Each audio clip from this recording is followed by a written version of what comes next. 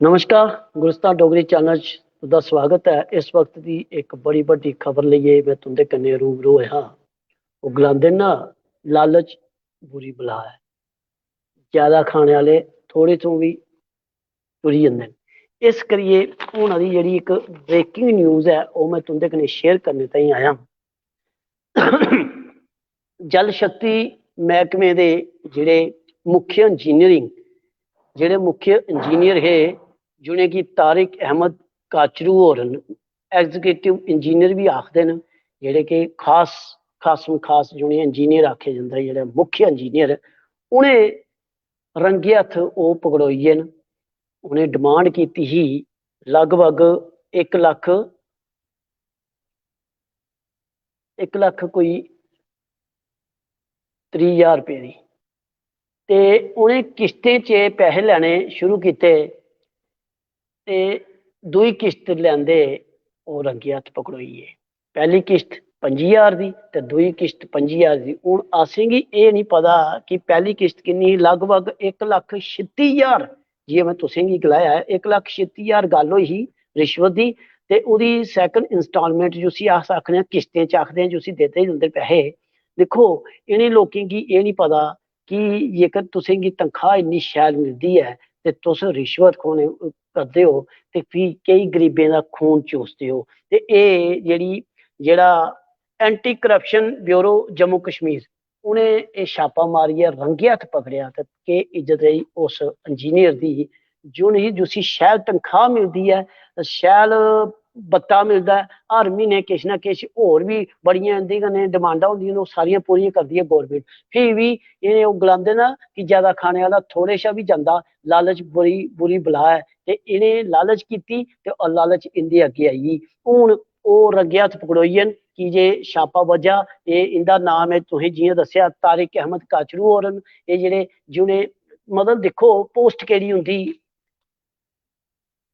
Executive engineer एक बड़ी बड़ी पोस्ट होंदी है, एक बड़ा बड़ा ओहदा होंदा है। ओहदे उप्पर रौंह्दे होई इ'नें डिमांड कीती ही जेहदे कोल रिश्वत लैनी 1,36,000 दी। ते ओह् किश्तें च लैनी शुरू कीती है ते हले के दूई किश्त केह् होई, पैह्ली खबरै किन्नी किश्त होई दी है, पर दूई किश्त लैंदे 25,000 दी किश्त लैंदे रंगो हत्थ पकड़ोइयै। एह् इस वक्त दी ब्रेकिंग न्यूज़ ही जेहड़ी मैं अपने गुलिस्तान डोगरी चैनल के माध्यम कन्नै अपने दर्शकें कन्नै हर बार प्रॉमिस करना, वादा करना कि कोई भी खबर, नई खबर जेहड़ी अस कोशिश होंदी है साढ़ी तौले शा तौले गुलिस्तान डोगरी चैनल के माध्यम कन्नै अपने दर्शकें कन्नै शेयर करचै। ते एह् खबर इस वक्त की जेहड़ी खबर ही एह् असें तुंदे कन्नै शेयर कीती कि उप्पर तुसें साढ़ी इस खबर का जेहड़ा टाइटल ओह् बी दिक्खी लिया है कि ज्यादा खाने वाले थोड़े शा भी जांदे न। इस करियै गलांदे न कि लालच बड़ी बुरी बला है। ते हुण ओह् आपूं गै इस टाकरे च उ'नें पता लग्गी जाग इस रिश्वतखोरी च किन्ना फायदा होंदा, किन्नी खुशियां होंदियां ते किन्ने लोग इ'नेंगी इज्जत दिंदे न। ते इस करियै जेहड़ी ब्रेकिंग न्यूज़ ही एह् अस तुंदे कन्नै शेयर करने आं। होर जेकर कोई खबर नहीं मिलदी है, अच्छी तो अच्छी खबर, अस कोई भी खबर जेकर अच्छी होए बुरी होए, जेहड़ी अपने दर्शकें तक पजानी बड़ी जरूरी है कि जेहड़े दर्शक गी दिक्खिए या सुनिए दर्शकी गी नेहा लगे कि गुलिस्तान डोगरी चैनल सभनें तो पहले एह् खबर शेयर करदा है। ते बने रहो गुलिस्तान डोगरी चैनल कन्नै। जेकर कोई होर खबर, जेकर कोई होर गल्लबात नहीं होंदी है ते अस ओह् बी तुंदे कन्नै शेयर करने आं। तुसें जंदे जंदे कला दी जन्म श्री कृष्ण जन्माष्टमी दी तुसेंगी मतियां मतियां मुबारखां। ते जेहड़े जागत न उंदा भी प्लीज ध्यान रखियो, गुड्डियां बधाने आह्ले जागतें दा। अस फ्ही एक बारी अपने गुलिस्तान डोगरी चैनल के माध्यम कन्नै एक राय दिन्ने उ'नें मां प्यो गी कि प्लीज अपने बच्चे कन्नै जेहड़ा ठीक है अपना जेहड़ा इंटरटेनमेंट है बड़ा जरूरी होंदा कि बच्चे गी अपने जेहड़ी पुरानी परंपरा ओहदे कन्नै अगवत करवाने रौह्ना चाहिदा। क्योंकि जे परंपरा कन्नै जुड़े दा एक बड़ा बड्डा होंदा कि जेकर तुस अपनी परंपरा कन्नै जुड़े दे हो ते अपने कल्चर कन्नै जुड़े दे हो, अपने कल्चर कन्नै जुड़े दे हो, अपने समाज कन्नै जुड़े दे हो।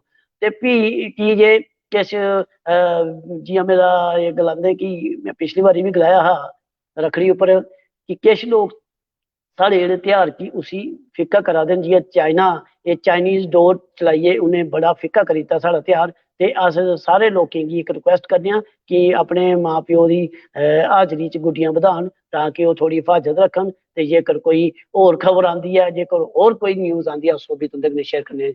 बने रहो गुलिस्तान डोगरी चैनल कन्नै। जय डुग्गर, जय डोगरी, जय भारत, जय हिंद, जय श्री कृष्ण।